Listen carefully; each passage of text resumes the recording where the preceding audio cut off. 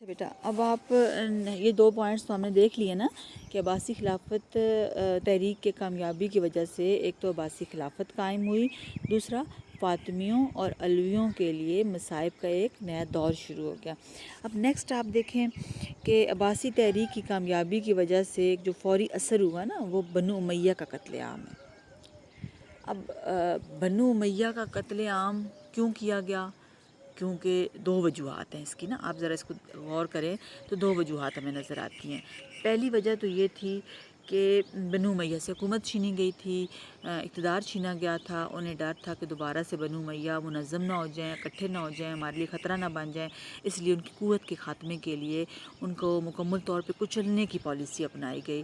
یعنی جہاں جہاں پر بنو امیہ کے سپہ سالار، شاہی خاندان کے افراد یا جو حکمران خاندان کے نزدیکی لوگ ان کے حامی تھے، ان سب کو نا عباسی دور میں شروع میں نا عبداللہ صفا تھا یا ابو جعفر منصور تھا، یہ شروع کے حکمران تھے، انہوں نے بنو امیہ قتل عام کیا، چن چن کے انہیں قتل کیا، ان کا پیچھا کیا گیا، تعاقب کیا گیا، انہیں دھکیل دیا گیا دور دراز کے علاقوں میں، کیونکہ ظاہر ہے وہ ان کو اپنے لیے خطرہ سمجھتے تھے، انہیں لگتا تھا کہ بنو امیہ جو ہیں وہ دوبارہ منظم ہو کے ہمارے لیے خطرہ بنیں گے۔ اب اچھا دوسری ریزن بھی ہے نا، ایک تو چل نیچرل سی بات ہے نا، ان سے اقتدار لیا تھا تو ان سے خطرہ سمجھتے تھے، دوسری بات یہ بھی تھی کہ جو عباسی تحریک یا جس کو آپ علوی تحریک کہہ لیں، ہاشمی تحریک کہہ لیں، اس تحریک کی بنیاد ہی بنو امیہ سے نفرت پہ رکھی گئی تھی۔ یعنی شروع سے ہی سانحہ کربلا کی وجہ سے ہم نے پڑھا نا کہ بنو امیہ اور بنو ہاشم میں رکابتیں موجود تھیں، اور پھر سانحہ کربلا کی وجہ سے نا بنو ہاشم، جو خاندان بنو ہاشم تھا، وہ بنو امیہ سے نفرت کرتا تھا، وہ اس کا ذمہ دار سمجھتا تھا، تو اس نفرت کا جو ان کے دلوں میں تھی انہوں نے اظہار کیا جب ان کے پاس قوت اور اقتدار آ گئی۔ اب اس نفرت کا اظہار انہوں نے کس طرح کیا کہ جو لوگ زندہ تھے یا جو موجود تھے ان کو تو مارا ہی گیا، اتنی شدید نفرت کرتے تھے بنو امیہ سے، بنو عباس، کہ جو مردہ لوگ تھے نا، جو مر چکے تھے، جو حکمران تھے، ان کی قبریں تک کھدوا ڈالی گئیں۔ امیر معاویہ رضی اللہ عنہ اور عمر بن عبدالعزیز رحمۃ اللہ علیہ، ان دو کو چھوڑ کے کسی کی قبر تک کو نہیں چھوڑا گیا۔ شام جو بنو امیہ کا حکمران تھا، اس کی قبر کو کھدوایا گیا اور اس کی لاش نکلی صحیح سلامت، اس کو زندہ جلوا دیا گیا۔ اسی طرح باقی حکمرانوں کے بھی نا ان کے آثار تک مٹا دیے گئے۔ تو بنو امیہ کا قتل عام اس دور کا افسوسناک پہلو تھا، کیونکہ اس تحریک میں جو ایرانی یا خراسانی تھے نا وہ پیش تھے اس تحریک کی کامیابی میں، اور وہ بھی بنو امیہ سے نفرت کرتے تھے۔ یہ سب چیزیں مل گئی نا، ایک طرف بنو عباس، بنو ہاشم بنو امیہ سے نفرت کرتے تھے، سانحہ کربلا کی وجہ سے ان کے دلوں میں نفرت تھی، دوسری طرف جو ایرانی تھے، اجمی تھے، جو ان کے حامی تھے، وہ بھی بنو امیہ سے نفرت کرتے تھے۔ تو اس سب کا نتیجہ یہ نکلا کہ جب ان کے پاس پاور آئی، اقتدار آیا، تو انہوں نے بے دریغ بنو امیہ قتل عام کیا۔ ایک بڑا مشہور واقعہ ہے اس سلسلے میں کہ شام میں الصفا کا چچا تھا، عبداللہ بن علی اس کا نام تھا، اس کو گورنر بنایا گیا، تو وہاں پر اس نے 90 اموی شہزادوں کو اپنی پناہ دے دی، ان کو امان دے دی، ان کی جان بخش دی، اور اس کے بعد ایک دعوت ہوئی، وہاں پہ کھانے پہ بیٹھے سب لوگ، عبداللہ بن علی کی طرف سے دعوت ہوئی، کھانے پہ بیٹھے، تو وہاں پہ کسی شاعر نے کھانے کے دوران نہ اٹھ کے سانحہ کربلا کے بارے میں چند بھڑکتے ہوئے اشعار کہے، ان کے جذبات کو بھڑکایا۔ نتیجہ یہ نکلا کہ عبداللہ بن علی نے اپنے جو وہ ان کو پناہ دی ہوئی تھی اس کا خیال نہ رکھتے ہوئے ان 90 کے 90 شہزادوں کو وہیں دسترخوان پر ہی قتل کروا دیا اور ان کی لاشوں پہ بیٹھ کے کھانا کھایا۔ تو یہ واقعہ اکثر تاریخ میں ڈالا جاتا ہے۔ تو مطلب بنو امیہ کے ساتھ نا انتہائی بدسلوکی کی گئی۔ اب نتیجہ کیا نکلا کہ اس قتل عام کی وجہ سے جو بنو امیہ تھے وہ اپنی جان چھپانے کے لیے، ایک تو انہوں نے دمشق اور حجاز سے وہ بھاگ گئے، دور دراز کے علاقوں میں چلے گئے، افریقہ میں اور دور دراز کے علاقوں میں اپنی شناخت چھپانی شروع کر دی۔ پھر بنو امیہ میں سے نا ایک شہزادہ تھا، اس کا نام تھا عبد الرحمن، وہ اپنی جان بچاتے ہوئے شام سے افریقہ گیا، اور افریقہ میں مراکش میں بربر جو قبائل تھے، جو افریقہ کے مقامی لوگ تھے نا، ان کی حمایت سے اس نے ایک چھوٹی سی فوج بنائی اور وہ اندلس میں نا، اسپین میں، یورپ کی طرف چلا گیا۔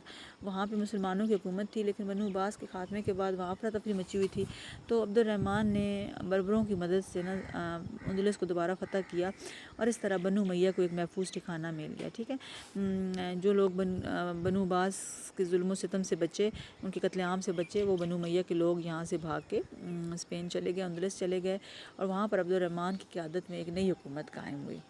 اس طرح بنو عباس نے باقی ساری اسلامی دنیا فتح کر لی، لیکن وہ اندلس کو فتح نہیں کر سکے، اور اندلس میں بنو امیہ دوبارہ اکٹھے ہو گئے، منظم ہو گئے، انہوں نے اپنی حکومت قائم کر لی۔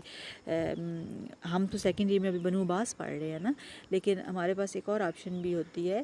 آپ سال دوم میں بچے جو ہیں نا وہ یا تو تاریخ بنو عباس پڑھتے ہیں یا تاریخ اندلس بھی پڑھ سکتے ہیں۔ وجہ اس کی یہی ہے کہ اندلس میں یہ جو بنو امیہ کی حکومت قائم ہوئی، یہ بنو عباس کے پیرالل ان کے ساتھ ساتھ چلی اور تقریباً 300 سال تک قائم رہی، ٹھیک ہے۔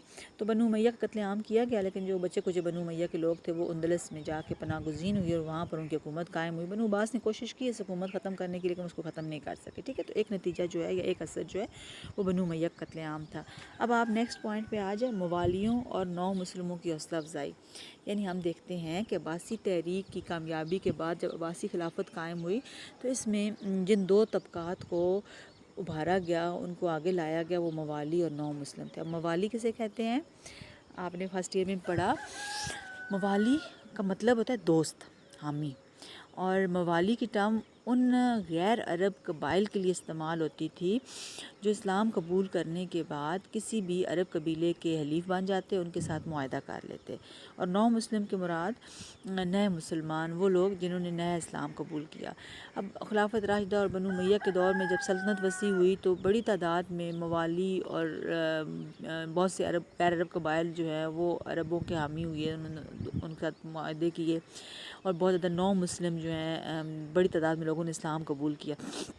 بنو امیہ کی جو پالیسی تھی نا، بنو امیہ نے موالیوں کو اور نو مسلموں کو زیادہ حکومت کے کاموں میں شریک نہیں کیا، فوج میں اتنا شامل نہیں کرتے تھے، اعلیٰ عہدے نہیں دیتے تھے، ان پہ اعتماد نہیں کرتے تھے۔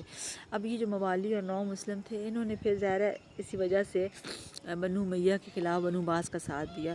بنو عباس نے جب حکومت حاصل کی تو انہوں نے موالیوں کو اور نو مسلموں کو حکومت میں شامل کیا اور ان کو اعلیٰ عہدے جو ہے نا وہ دیے۔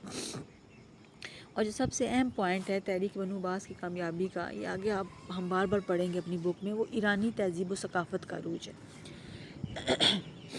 اچھا، عباسی تحریک کی کامیابی کے بعد حکومت تو تبدیل ہوئی تھی نا، بنو امیہ سے بنو ہاشم کے پاس آ گئی تھی، بنو عباس کے پاس آ گئی تھی، لیکن اگر آپ ویسے دیکھیں تو یہ کوئی بظاہر تو اتنی بڑی تبدیلی نہیں تھی۔ کیوں؟ کیونکہ بنو امیہ بھی قریشی کی ایک شاخ تھے اور بنو عباس بھی قریشی کی شاخ تھے۔ گویا حکومت جو ہے نا، عباسی تحریک کی کامیابی کے بعد خلافت یا حکومت جو تھی وہ قریش کے ایک خاندان سے دوسرے خاندان کو منتقل ہو گئی۔ بظاہر تو یہ اتنی بڑی تبدیلی نظر نہیں آتی، لیکن اس نے نا آنے والے دور پہ بہت گہرے اور دور اثرات ڈالے۔ وجہ اس کی یہ ہے کہ اگرچہ حکومت تو قریش کے پاس ہی رہی اور بنو عباس کے پاس آئی، بنو عباس بھی عرب تھے، قریش تھے، لیکن بنو عباس کی سوچ اور ان کا طرز حکومت بنو امیہ سے ٹوٹلی ڈیفرنٹ تھا۔ ان کے دور میں جو ایرانی تھے، جو ایرانی قوم تھی، جو ایرانی علاقے تھے، انہیں بہت ترقی ملی۔ اب اس کی کیا وجہ تھی؟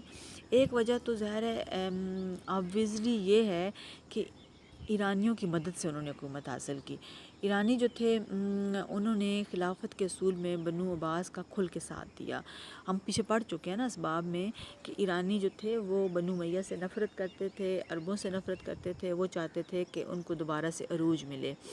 وہ ایرانیوں کے بارے میں کہتے ہیں نا کہ ایرانیوں نے اسلام تو قبول کیا، لیکن عربوں کی جو بالادستی تھی یا عربوں کا جو زور تھا، طاقت تھی، اس کو انہوں نے قبول نہیں کیا۔ یہی وجہ ہے کہ انہوں نے بنو امیہ کے خلاف بنو عباس کا ساتھ دیا ایرانیوں نے، اور جب وہ یہ تحریک کامیاب ہوئی تو بنو عباس نے بھی پھر اس کے بدلے میں ایرانیوں کو بہت نوازا۔ عباسی دور میں آگے آپ پڑھیں گے کہ کس طرح ایرانی خاندان اور ایرانی جو لوگ تھے ان کو اعلیٰ عہدے دیے گئے، فوج میں ان کو شامل کیا گیا، حکومت میں ان کو شریک کیا گیا، صوبوں کے گورنر لگائے گئے، وزارتیں دی گئیں، تقریباً تمام معاملات ایرانیوں کے سپرد کر دیے گئے۔ ایک دور تو ایسا آیا جس طرح ہارون اور مامون کے دور میں عباسیوں نے ایرانیوں میں شادیاں کیں، ٹھیک ہے، عباسیوں نے ایرانیوں کے لباس، ان کا کھانا پینا، ان کا طرز زندگی سب کچھ اپنایا۔